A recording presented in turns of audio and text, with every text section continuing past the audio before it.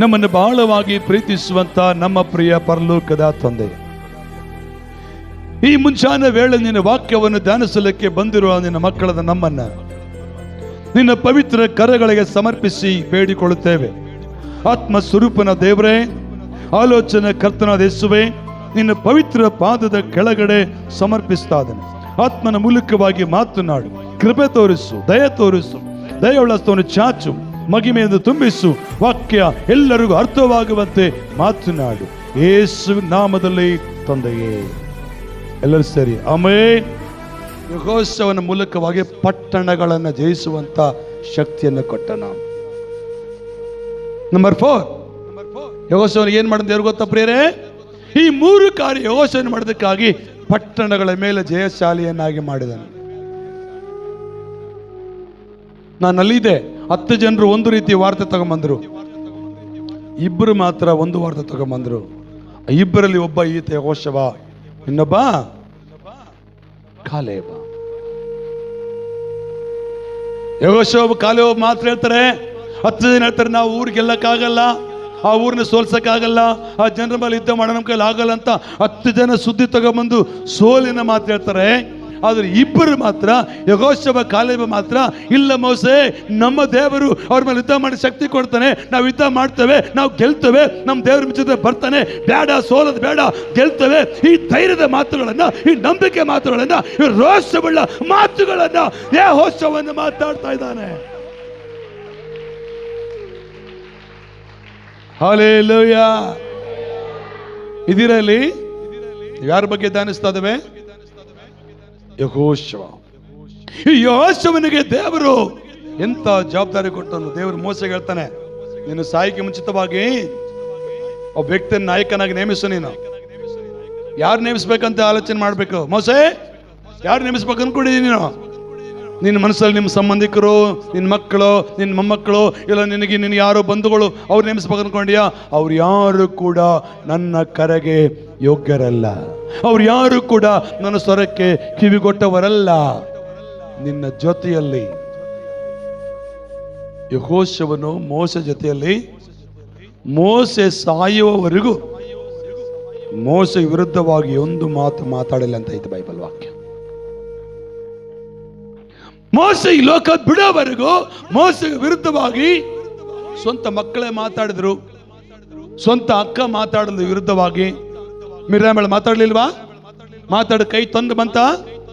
ಸ್ವಂತ ಮಾವ ಇತ್ರೋನ್ ಅವ್ರ ಮಾವ ಮಾತಾಡ್ದ. ಇಸ್ರಾಯೇಲರ ವಿರುದ್ಧ ಮಾತಾಡಿದ್ರು, ಬೇರೆ ಸೈನಿಕರೆಲ್ಲರೂ ಮಾತಾಡಿದ್ರು. ಆದ್ರೆ ಯೆಹೋಶುವನು ಮಾತ್ರ ಒಂದು ದಿನ ಕೂಡ ಮೋಸೆಗೆ ವಿರುದ್ಧವಾಗಿ ಮಾತಾಡಲಿಲ್ಲ. ಅದನ್ನ ಯಾರು ನೋಡಿದ್ರು? ಅದನ್ನ ಯಾರು ನೋಡಿದ್ರು?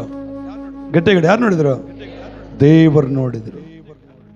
ಆ ದೇವರು ನೋಡಿ ಹೇಳ್ತಾರೆ, ಮೋಸೆ ನಿನ್ನ ಮಕ್ಕಳನ್ನು ಬೇಡ, ನಿನ್ನ ಬಂಧುಗಳನ್ನು ಬೇಡ, ನಿನ್ನ ಸಂಬಂಧಿಕರನ್ನು ಬೇಡ, ಇಸ್ರಾಯೇಲ್ ಯಾರು ಬೇಡ, ನಿನಗೆ ವಿಧೇಯನಾಗಿ ನನ್ನ ಕರೆಗೆ ಅಧೀನನಾಗಿರುವಂತ ನೂನನ ಮಗನಾಗಿರುವ ಯೆಹೋಶುವನನ್ನೇ ನಾಯಕನಾಗಿ ನೇಮಿಸು.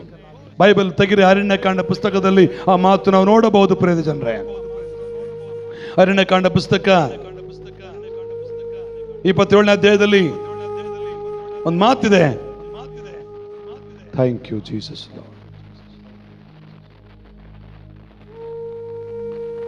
15ನೇ ವಚನ, ಅರಣ್ಯಕಾಂಡ 27ನೇ ಅಧ್ಯಾಯ, ಸಂಖ್ಯಾಕಾಂಡ 27 ಅಧ್ಯಾಯ 35 నుంచి 18 ವರೆಗೂ. ಕರ್ತನ ಸ್ತೋತ್ರ. ಯೆಹೋಶುವನಿಗೆ ಎಂತ ಅವಕಾಶ ಸಿಕ್ಕಿತ್ತು ನೋಡ್ರಿ. అరణ్యకాండ తెలుగులో సంఖ్యాకాండం 27 అధ్యాయం 18 నుంచి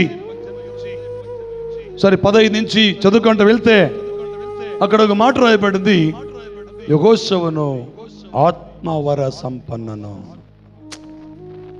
తెలుగులో ఏముందమ్మా మాట చూడు ఒకసారి.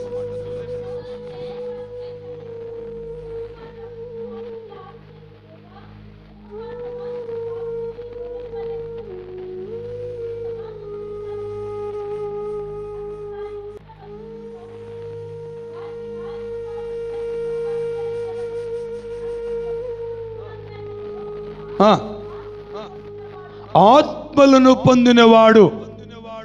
ఇంకా ముందేముందమ్మా? చాలు. ಆತ್ಮನಿ ಪೊಂದಿನವಾಡು. ಕನ್ನಡದಲ್ಲಿ ಆತ್ಮವರ ಸಂಪನ್ನನು ಅಂತ ಹೇಳ್ತದೆ. ಹಲ್ಲೆಲೂಯ. ನಾವು ಹಂಗಿದ್ದೀವ? ನಾವು ಹಂಗಿದ್ದೀವ? ಒಂದ್ಸರಿ ಯೋಚನೆ ಮಾಡು. ಯೋಚನೆ ಮೂಲಕವಾಗಿ ಅಷ್ಟದ್ಭುತ ಮಾಡ್ಬೇಕಂತ ನಾವು ಹಂಗಿದ್ದೀವ? ಮಾತಿಗೆ ಎದುರು ಮಾತಾಡ್ತೇವೆ, ಅಷ್ಟು ಲೆಕ್ಕ ಇಲ್ದಂಗಿದ್ದೇವೆ. ಇಲ್ಲಿ ಮೋಸ ಪ್ರಾರ್ಥನೆ ಮಾಡ್ತಾನೆ, ದೇವ್ರೇ ನಾ ಸಾಯೋದಕ್ಕೆ ಮುಂಚಿತವಾಗಿ ಒಬ್ಬ ನಾಯಕ ನೇಮಿಸ್ಕೊಡಪ್ಪ.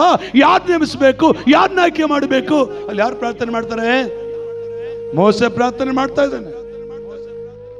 ಮೋಸಕ್ಕೆ ದೇವ್ರು ಹೇಳ್ಬೋದು, ನಿನ್ನ ಮಗ ಇದ್ದಾನಲ್ಲಪ್ಪ, ನಿನ್ನ ಮಕ್ಳು ಇಬ್ರು ಇದಾರಲ್ಲ, ಮತ್ತೆ ನನ್ನ ಮಕ್ಕಳಿದಾರಲ್ಲ, ಮಿರಿಯಮ್ಮನ ಮಕ್ಕಳಿದಾರಲ್ಲ, ಅವ್ರನ್ನೇ ನೇಮಿಸು ಅಂತ ಹೇಳ್ಬೋದಾಗಿತ್ತು. ಅವ್ರು ಯಾರ ಕಡೆಗೆ ದೇವರು ಮನಸ್ಸು ಹೋಗಲಿಲ್ಲ, ಅವ್ರು ಯಾರ ಕಡೆಗೆ ದೇವರ ಆಲೋಚನೆ ಬರಲಿಲ್ಲ. ದೇವರು ಹೇಳ್ತಾನೆ, ನೂನನ ಮಗನಾಗಿರುವ ಯೆಹೋಶುವನು ಆತ್ಮವರ ಸಂಪನ್ನನು. ಹಲ್ಲೆಲೂಯ.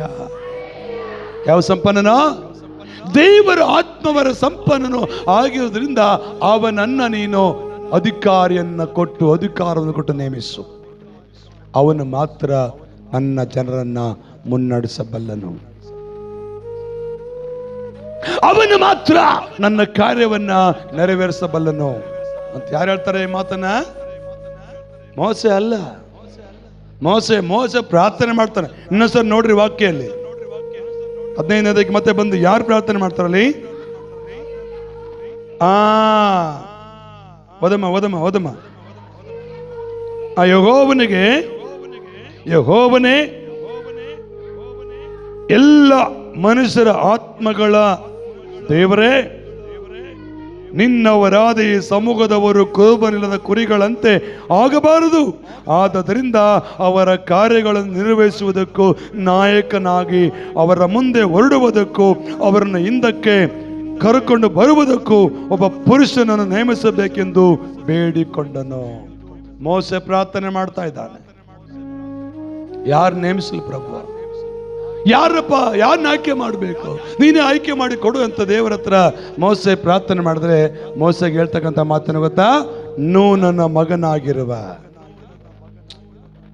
18ನೇ ವಚನ ಇರ್ತದೆ, ಅದಕ್ಕೆ ಯೆಹೋವನು ನೂನನ ಮಗನಾದ ಯೆಹೋಶುವನು ಆತ್ಮವರ ಸಂಪನ್ನನು. ಹಲ್ಲೆಲೂಯ. ಜೋರಗಡೆ ಹಲ್ಲೆಲೂಯ.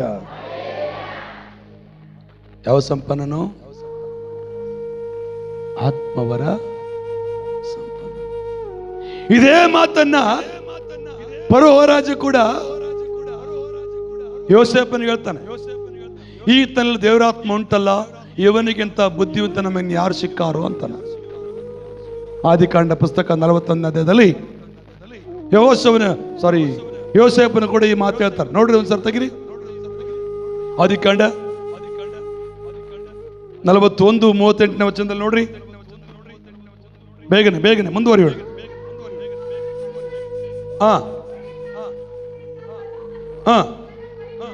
ತನ್ನ ಪರಿವಾರದವರಿಗೆ ಈತನಲ್ಲಿ ಏನುಂಟೋ? ದೇವರ ಆತ್ಮ ಉಂಟಲ್ಲ. ಅಲ್ಲಿ ಫರೋಹ ರಾಜ ಹೇಳ್ತಾನೆ ಯೋಸೇಫನ ಬಗ್ಗೆ. ಇಲ್ಲಿ ಯೋಸೇಫನ ಬಗ್ಗೆ ಯಾರು ಹೇಳ್ತಾರೆ? Wow, hallelujah. ಹೇಳಿ ಹಲ್ಲೆಲೂಯ. ಇನ್ನು ಜೋರಾಗಿ ಹಲ್ಲೆಲೂಯ. ಚೆನ್ನಾಗಿದೆಯಾ? ಕೇಳಿ. ನೀನು ಒಳ್ಳೆಯವನು, ನಿಜವಾಗ್ಲೂ ಒಳ್ಳೆಯವರು. ಅವ್ರು ನೋಡಿ, ನೀನು ಭಾರಿ ಚೆನ್ನಾಗಿದೀಯಾ, ಸುಂದರವಾಗಿದೀಯಾ, ನಿನಗಿಂತ ಸುಂದರವಾಗಿ ಯಾರೇ ಇಲ್ಲ. ಸುಂದರುಡಾ, ಮಹೋನ್ನತುಡಾ, ನಾ ಪ್ರಿಯುಡಾ ಅಂತ ಆಡ್ಬೇಕೀಗ ನಾನು ಅಣ್ಣನಿಗೆ. ಹೇಳ್ರಿ, ನೀವು ಸುಂದರವಾಗಿದ್ದೀರಿ, ನೀ ಭಯ ಸುಂದರವಾಗಿದ್ದೀರಿ. ನಿನ್ನ ಬಣ್ಣ ಕರಗಿರ್ಬೋದು, ಆದರೆ ನೀನು ಸುಂದರವಾಗಿದ್ದೀರಿ ಸೃಷ್ಟಿ ಮಾಡಿದ್ದಾನೆ. ನೀನು ತಳ್ಳಗಿರ್ಬೋದು, ಆದ್ರೆ ದೇವರು ಸುಂದರವಾಗಿ ಸೃಷ್ಟಿ ಮಾಡಿದ್ದಾನೆ. ನೀನು ದಪ್ಪ ಇರ್ಬೋದು, ಅದು ದೇವರು ಸುಂದರವಾಗಿ ಸೃಷ್ಟಿ ಮಾಡಿದ್ದಾನೆ. ನಾನು ಸುಂದರನು. ಹೇಳ್ರಿ, ಅಬ್ಬೋ ನಮ್ಮ ಮೇಡಮ್ ಹೇಳ್ತಾನೆ ಸುಂದರಿ ಅಂತ. ಕರ್ತನಿಗೆ ಸ್ತೋತ್ರವಾಗಲಿ. ದೇವರ ವಾಕ್ಯ ಹೇಳ್ತದಲ್ಲಿ ಏನ್ ಹೇಳ್ತಾನೆ ಗೊತ್ತಾ? ಯೆಹೋಶುವನಲ್ಲಿ ಆತ್ಮವರ ಸಂಪನ್ನ. ಇವತ್ತು ನಾವು ಆತ್ಮವರ ಸಂಪನ್ನರಾಗಬೇಕಂದ್ರೆ ನಾವೇನ್ ಮಾಡಬೇಕು? ವಿಧೇಯತ್ವ. ವಿಧೇಯರಾಗಬೇಕು. ಹೋಗಂದ್ರೆ ಹೋಗು, ಬಾ ಅಂದ್ರೆ ಬಾ. ಅದೇ ವಿಧೇಯತ್ವ. ನಾವು ಹಂಗಲ್ಲ, ಒಂದು ಮಾತು 9 ಮಾತು ಎದುರು ಹೇಳ್ತೇವೆ. ಒಂದು ಮಾತನ್ನ ಹೇಳಿದ್ರೆ ಹಂಗಲ್ಲಮ್ಮ, ಹಿಂಗಂದ್ರೆ ಹಂಗಲ್ಲ, ಹಿಂಗಲ್ಲ, ಹಂಗ ಹಳ್ಳ ದಾಟ್ಬಿಡ್ತೀವಿ ನಾವು. ಆದ್ರೆ ಯೆಹೋಶುವನು ಯಾವತ್ತೂ ಕೂಡ ಮೋಸೆಗೆ ವಿರುದ್ಧವಾಗಿ ಮಾತಾಡಿದ ಚರಿತ್ರೆ ನೀವು ಬೈಬಲ್ ಓದ್ರೆ ಚೆನ್ನಾಗಿ ಎಲ್ಲಿ ಕೂಡ ಇಲ್ಲ. ಆ ಕಾರಣಕ್ಕಾಗಿ ದೇವರ ಹತ್ತನೆ ಮೋಸೆಗೆ, ಮೋಸೆ, ಅಷ್ಟು ಲಕ್ಷ ಜನ ಇದ್ರು ಕೂಡ ಎಲ್ಲರನ್ನ ಎದುರು ಮಾತಾಡ್ಯಾರ, ಎಲ್ಲರ ನಿನ್ನ ಕಲ್ತಂದು ಹೊಡ್ಯಕ್ ಬಂದಾರ. ಯೆಹೋಶುವನು ಮಾತ್ರ ನಿನ್ನ ಪರವಾಗಿದ್ದಾನೆ. ಅಂದ್ರೆ ನಿನ್ನನ್ನು ನೋಡಿ ಅಲ್ಲ, ನಿನ್ನ ಕರೆದ ನನ್ನ ನೋಡ್ತಾ ಇದ್ದಾನೆ ಯೆಹೋಶುವನು. ಈತನ ದೇವರ ಕರೆದ ಅಭಿಷೇಕ್ತನು, ದೇವರನಿಂದ ನೇಮಿಸಲ್ಪಟ್ಟ ಮೋಸೆ, ದೇವರ ನೇಮಿಸಲ್ಪಟ್ಟ ವ್ಯಕ್ತಿ ಎಂಬುದಾಗಿ ನಿನ್ನೊಳಗೆ ನನ್ನ ನೋಡಕತ್ತನ. ಅದಕ್ಕೆ ಇವನೇ ಮಾತ್ರ ಯೋಗ್ಯನು, ಇವನು ಮಾತ್ರ ಅರ್ಹನು ಎಂಬುದಾಗಿ ಯೆಹೋಶುವನಿಗೆ ಆ ಜವಾಬ್ದಾರಿ ಕೊಟ್ಟ. Amen, hallelujah. ಈಗ ಮೋಸೆ ಸತ್ತನು. ಯಾರು ಸತ್ರು? ಅಲ್ಲಿ ಬೈಬಲ್ ವಾಕ್ಯ ಹೇಳ್ತದೆ, ಯೆಹೋಶುವನ ಪುಸ್ತಕದಲ್ಲಿ ಏನ್ ಹೇಳ್ತಾರೆ ಗೊತ್ತಾ? 4ನೇ ವಚನ ಹೋದ್ರೆ, 1ನೇ 4ನೇ ವಚನ.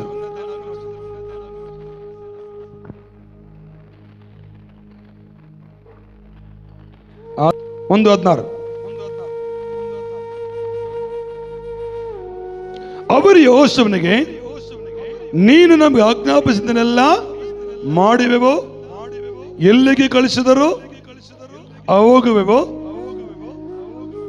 ಮೋಶೆ ಎಲ್ಲಾ ಮಾತುಗಳನ್ನು ಕೇಳಿದಂತೆ ನಿನ್ನ ಮಾತುಗಳನ್ನು ಕೇಳುತ್ತೇವೆ. ಮುಂದೆ ಮುಂದೆ ಮುಂದೆ.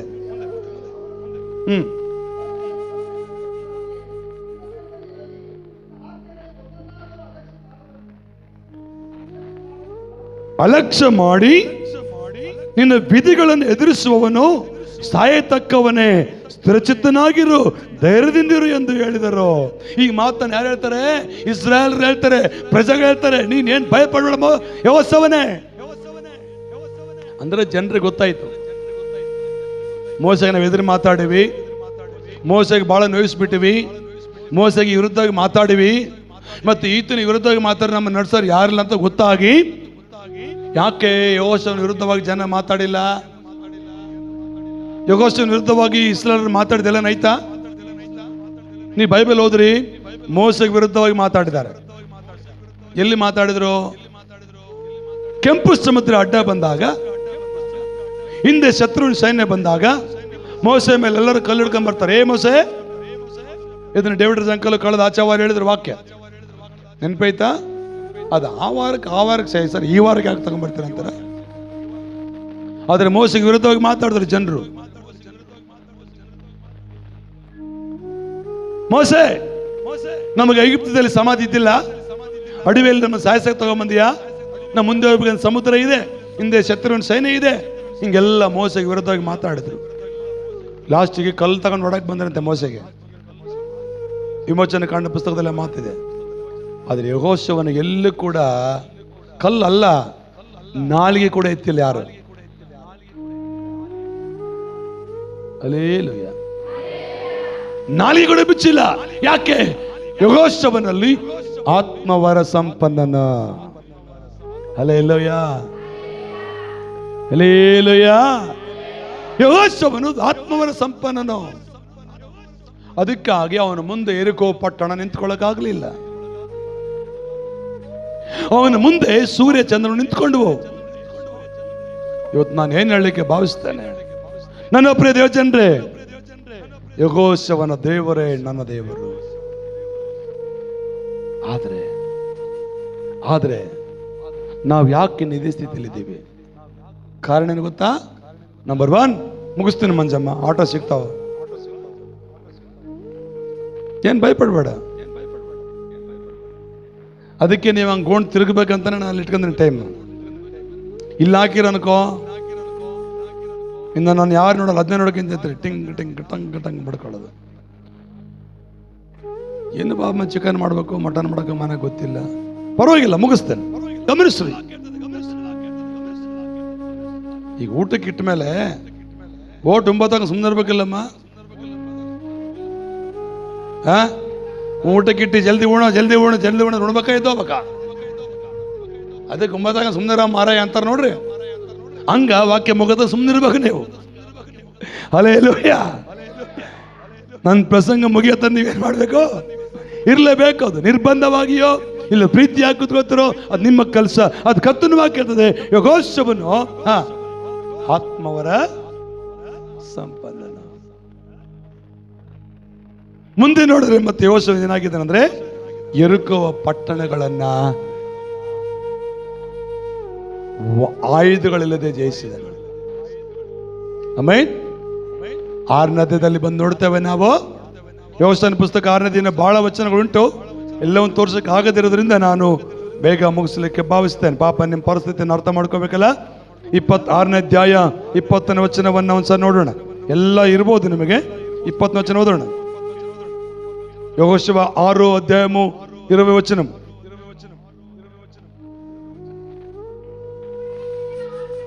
ಕೂಡಲ ಜನರ ಆರ್ಭಾಟವು ಕೊಂಬುಗಳ ಧ್ವನಿಯು ಉಂಟಾದವು. ಜನರ ಕೊಂಬಿನ ಧ್ವನಿಯನ್ನು ಕೇಳಿ ಮಹತ್ತರವಾಗಿ ಆರ್ಭಟಿಸಲು ಪಟ್ಟಣದ ಗೋಡೆಯು ತಾನೇ ಬಿದ್ದು ಹೋಯಿತು. ಹಲ್ಲೆಲೂಯ, ಹಲ್ಲೆಲೂಯ, ಹೇಳಿ ಹಲ್ಲೆಲೂಯ. ಅದು ಗೋಡೆ ಈ 9 ಇಂಚಿನ ಗೋಡೆ ಅಲ್ಲ. ಯೆರಿಕೋ ಗೋಡೆ ದರ್ಶನ ಈ ಎಷ್ಟೈತೆ, ಎಷ್ಟು ಇಂಚ್ ಐತೆ ಗೋಡೆ? ಇದು ಎಷ್ಟೈತೆ ಆಗಲ್ಲ ಗೋಡೆ?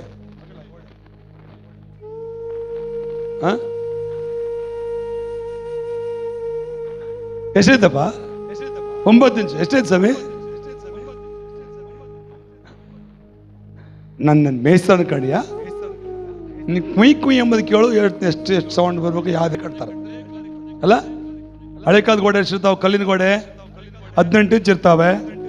ಇನ್ನೂ ಏನೋ ದೊಡ್ಡದಾಗಿ ಸ್ವಲ್ಪ 2 ಅನ್ಕೊಳ್ಳಿ, ಇನ್ನು ಅದಕ್ಕೆ ಮೇಲೆ ಕಟ್ಟಲ್ಲ. ಅದು ಯೆರಿಕೋ ಗೋಡೆ ಎಷ್ಟಾಗಲಿತ್ತು ಗೊತ್ತಾ? ಎಷ್ಟಾಗಲಿತ್ತು ಗೊತ್ತಾ? 50 ಅಡಿ ಐತೆ. ಅದರ ಗೋಡೆ ಆಗಲ್ಲ 120 ಅಡಿ ಹೈಟ್ ಐತೆ. ಹಲೋ, ಎಷ್ಟಾಗಡೆ ಐತೆ ಅದು?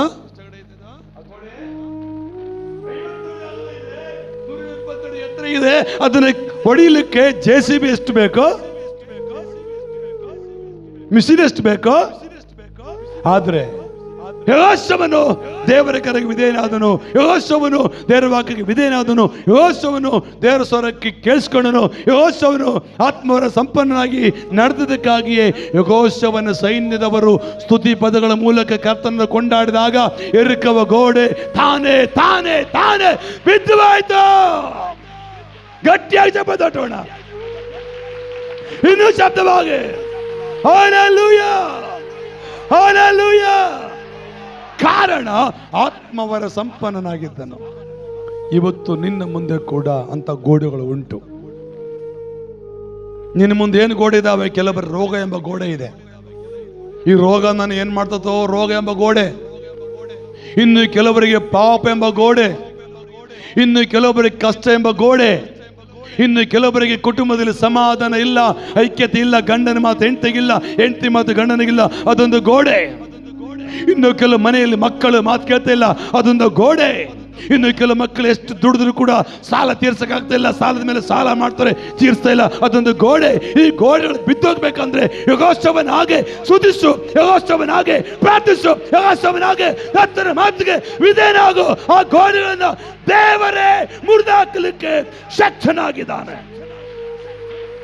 Amen, hallelujah. ಗಟ್ಟಿಯಾಗಿ ಹಲ್ಲೆಲೂಯಾ. ಯೆಹೋಶುವನ ಮುಂದೆ ಯೆರಿಕೋ ಗೋಡೆ ಇದೆ, ನಮ್ಮ ಮುಂದೆ ಕೂಡ ಗೋಡೆಗಳಿದ್ದಾವೆ. ನಿಜ, ದಾಟಕ್ಕಾಗ್ತಾ ಇಲ್ಲ, ಎಲ್ಲಿ ಇರಕ್ಕಾಗ್ತಾ ಇಲ್ಲ. ಅಡ್ಡ ಅಡ್ಡ. ನನಗೊಬ್ಬ ಸಹೋದರಿ ಇವತ್ತು ಕಣ್ಣೀರಿಂದ ಬಹಳ ವೇದನೆ ಪಟ್ಲು ಬಾಂಡ್ರ ಸಭೆಯಲ್ಲಿ. ಏನಮ್ಮ ಸಮಸ್ಯೆ? ಥೈರಾಯ್ಡ್ ಇದೆ ನಮ್ಮ ಮಗಳಿಗೆ ಲೈಫ್ ಲಾಂಗ್ ಗುಳಿಗೆ ನುಂಗ್ಬೇಕಂತೆ. ಗೋಡೆ ಅಲ್ವಾ? ನನ್ನ ಸಹೋದರಿಗೆ ಹೇಳಿದೆ, ಲೈಫ್ ಲಾಂಗ್ ನಿನ್ ಜೊತೆ ದೇವ್ರದಾನೆ. ಹಲ್ಲೆಲೂಯಾ.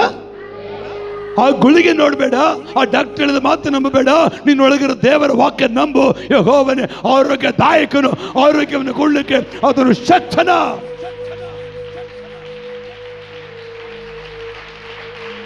ಎಸ್ ಎಸ್ ಎಸ್ ಗಟ್ಟಿಯಾಗಿ, ಇನ್ನೂ ಗಟ್ಟಿಯಾಗಿ.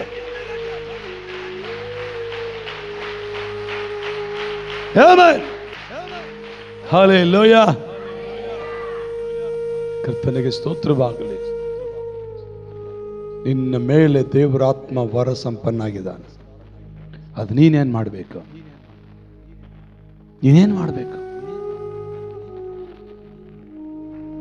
ಅದಕ್ಕೆ ಭಕ್ತ ಹೇಳ್ತಾನೆ, ಭಯಪಡಬೇಡ, ಕಳವಳಬೇಡ ನನ್ನ ಮನವೇ, ಧೈರ್ಯದಿಂದ ಮುಂದೆ ಸಾಗು.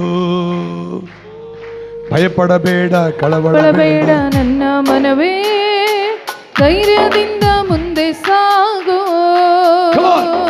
ಸೇನಾಧೀಶ್ವರನು, ಯುದ್ಧ ಶೂರನು, ನಿನ್ನ ಮುಂದೆ ನಡೆಯುವರು.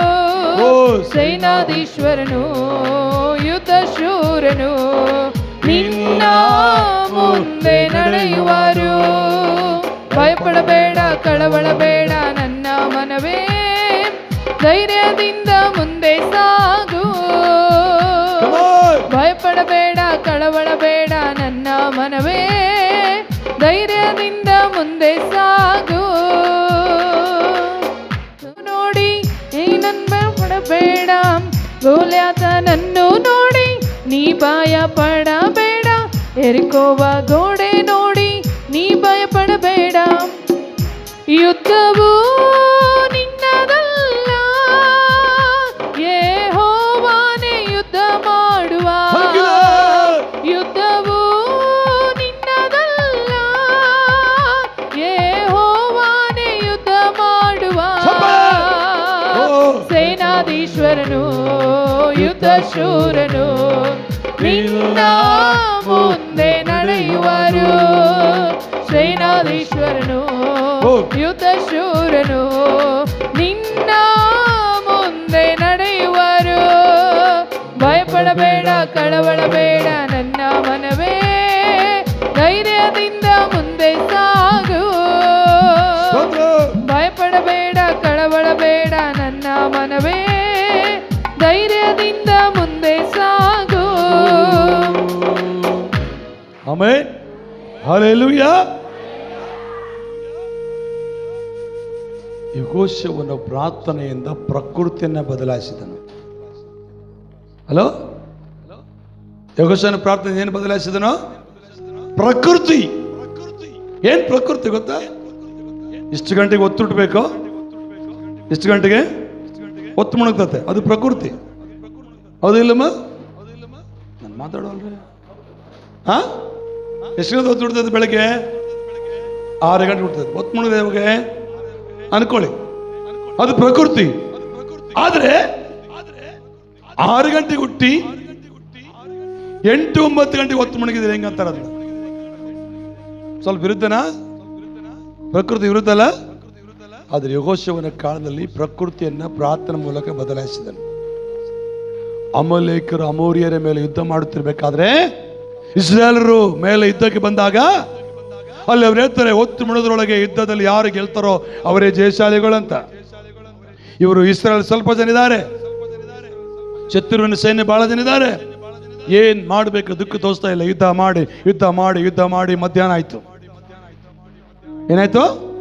ಇದೇ 12 ಗಂಟೆ ಟೈಮ್ ಆಗಿತ್ತು. ಆದ್ರೆ ದೇವರು ಸನ್ನಿಧಿಯಲ್ಲಿ ಯೆಹೋಶುವನ ಒಂದು ಆಲೋಚನೆ ಕೊಟ್ಟನು. ಯೆಹೋಶುವನ ಯಾಕೆ ಭಯಪಡ್ತೀಯಾ? ನಿನಗಾಗಿ ನಾನು ಏನ್ ಬೇಕಾದ್ರೆ ಮಾಡಬಲ್ಲೆ. ಹಲೋ, ನೀನು ಮಾತಾಡ, ನಾನು ಏನ್ ಮಾಡ್ಬೇಕು ಹೇಳು. ದೇವರು ತನ್ನ ಕಿವಿಯೊಳಗೆ, ತನ್ನ ಮನಸ್ಸಿನೊಳಗೆ ಪ್ರೇರೇಪಣೆ ಬಂತು. ಯಾರ ಮನಸ್ಸಿನೊಳಗೆ? ಯೆಹೋಶುವನ ದೇವರು ಮಾತಾಡ್ತಾನೆ, ನಿನಗಾಗಿ ನಾನು ಏನ್ ಮಾಡ್ಬೇಕು ಹೇಳು.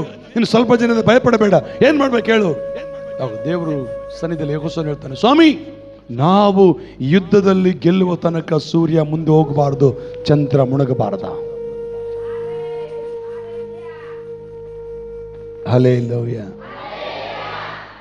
ಹಾಗೆ ಪ್ರಾರ್ಥನೆ ಮಾಡಿದಾಗ ಇಸ್ರಾಯೇಲರ ಯುದ್ಧದಲ್ಲಿ ಗೆಲ್ಲುವವರೆಗೂ ಸೂರ್ಯ ಕದಲಲಿಲ್ಲ, ಚಂದ್ರ ಕದಲಲಿಲ್ಲ, ಅಲ್ಲೇ ನಿಂತುಕೊಂಡವ.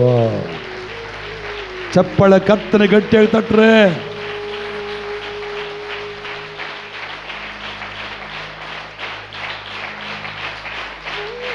ಹಲ್ಲೆಲೂಯಾ. 10ನೇ ಅಧ್ಯಾಯ ಯೆಹೋಶುವನು ಬರೆದ ಪುಸ್ತಕಕ್ಕೆ ಬರೋಣ. 12ನೇ ವಚನದಲ್ಲಿ ಮುಂದುವರಿಯೋಣ.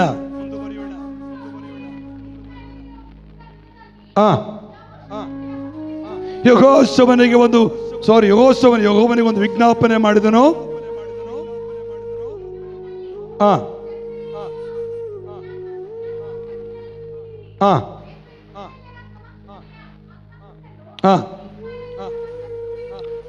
ಇಸ್ರಾಯೇಲರು ತಮ್ಮ ಶತ್ರುಗಳಿಗೆ ಮುಯ್ಯ ತೀರಿಸುವವರೆಗೂ ಸೂರ್ಯ ಚಂದ್ರ ಹಾಗೇ ನಿಂತರು. ಎಷ್ಟು ಹೊತ್ತು ನಿಂತರು? ಮುಂದೆ ಹೋದಮ್ಮ.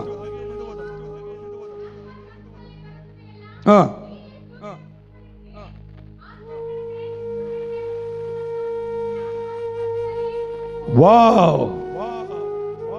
ಒಂದು ದಿವಸ ಪೂರ್ತಿ ಆಕಾಶದ ಮಧ್ಯದಲ್ಲಿ ನಿಂತುಕೊಳ್ತು. ಇದು ಹೆಂಗ್ ಸಾಧ್ಯವಾಯಿತು? ಇದು ಹೇಗೆ ಸಾಧ್ಯವಾಯಿತು? ಯೆಹೋಶುವನು ಆತ್ಮವರ ಸಂಪನ್ನನಾಗಿದ್ದಾನ. ಯೆಹೋಶುವನು ಆತ್ಮವರ ಸಂಪನ್ನನಾಗಿರುವುದಕ್ಕಾಗಿಯೇ ಯೆಹೋಶುವನು ಮಾಡುವ ಪ್ರತಿಯೊಂದು ಪ್ರಾರ್ಥನೆ ದೇವರು ಕೇಳಿಸಿಕೊಳ್ತಾ ಇದ್ದಾನ. ಆಮೆನ್. ಹಲ್ಲೆಲೂಯಾ. ಎಲ್ಲಿದ್ದೀರಾ? ದೇವರಿಗೆ ಮಹಿಮೆ ಆಗಲಿ. ಯೆಹೋಶುವನ ದೇವರೇ ನನ್ನ ದೇವರು. ಹೇಳ್ರಿ, ಯೆಹೋಶುವನ ದೇವರೇ. ಯೆಹೋಶುವನ ಜೀವನದಲ್ಲಿ ಮಾಡಿದ ಕಾರ್ಯಗಳನ್ನ ನನ್ನ ಜೀವನದಲ್ಲಿ ಕೂಡ ಮಾಡ್ತಾನೆ. ಕಣ್ಣು ಮುಚ್ಕೊಂಡು ಪ್ರಾರ್ಥನೆ ಮಾಡೋಣ. ಸ್ವಾಮಿ, ನಿಮಗೆ ಸ್ತೋತ್ರ.